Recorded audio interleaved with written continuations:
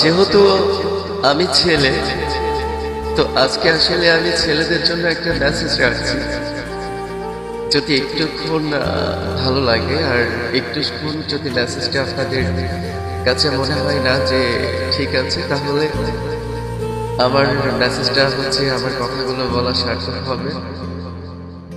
আসলে কি ভাই, আমি এটাই বলতে চাচ্ছি, ভালোবাসা বলে এই পৃথিবীতে কোনো কিছু নাই।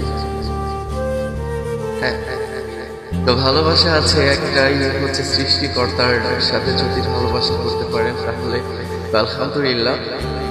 তো মানুষের সাথে আসলেই ভালোবাসা নাই, আর যদি থাকে তাহলে ভালোবাসা নিজের জীবনের সাথে করে ফেলেন, বাট নিজে প্রতিষ্ঠিত হয়ে যান, আপনার জীবনে ভালোবাসা এমনি চলে আসবে, খোঁজা লাগবে না।